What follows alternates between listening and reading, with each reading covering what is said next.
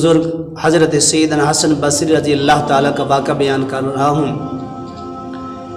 آپ رضی اللہ تعالیٰ تشریف فرماتے ایک سائل آیا،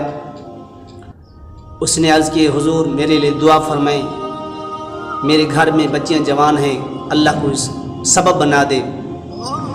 آپ رضی اللہ تعالیٰ نے فرمایا بیٹا نماز کی پابندی کرو اور استغفار اللہ یعنی استغفار کی کثرت کرو۔ وہ چلا گیا، تھوڑی دیر بعد دوسرا شخص آیا، اس نے سلام کیا، اس نے عرض کی حضور آپ دعا فرمائیں، آپ اللہ کی نیک محبوب بندے ہیں، میرے گھر سے بیماری نہیں جاتی، میں خود بھی بیمار ہوں، تو اللہ تبارک و تعالیٰ تندرستی صحت عطا فرمائے، شفا عطا فرمائے۔ تو آپ رضی اللہ تعالیٰ عنہ نے فرمایا بیٹا نماز کی پابندی کرو اور استغفر اللہ ربی من کل ذنب واتوب الیہ کی کثرت کرو، انشاءاللہ بیماری چلی جائے گی۔ وہ دو چلے گئے، تیسرا سائل آیا، اس نے عرض کی حضور اب دعا فرمائے، میں غریب مسکین ہوں، گھر میں فاقہ ہے،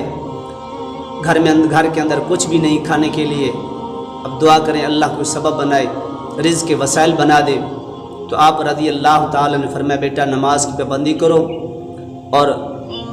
استغفر اللہ ربی من کل ذنب واتوب الیہ کی کثرت کرو۔ وہ تینوں چلے گئے تو ایک آپ کے خلیفے نے پوچھا حضور سوال مختلف تھے، جواب ایک ہی ہے، اس کی کیا وجہ ہے؟ تو آپ رضی اللہ تعالیٰ نے فرمایا بیٹا یہ سب گناہ کی طرف سے ہے، گناہوں کی وجہ سے بیماری آتی ہے، گناہوں کی وجہ سے رزق کے اندر تنگی آتی ہے، گناہوں کی وجہ سے بے برکتی ہوتی ہے، گھر میں مصیبتیں تکلیفیں آتی ہیں، پریشانی آتی ہیں۔ جب انسان استغفار کی کثرت کرے گا تو انشاءاللہ وہ گناہ ختم ہو جائے، گناہ مٹ جائیں گے، گناہ معاف ہو جائیں گے، تو رزق کے اندر برکت ہو جائے گی،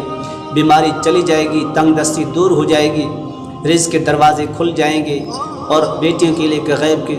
سبب بن جائیں گے، یعنی ہر طرف سے دروازے کھل جائیں گے۔ جب انسان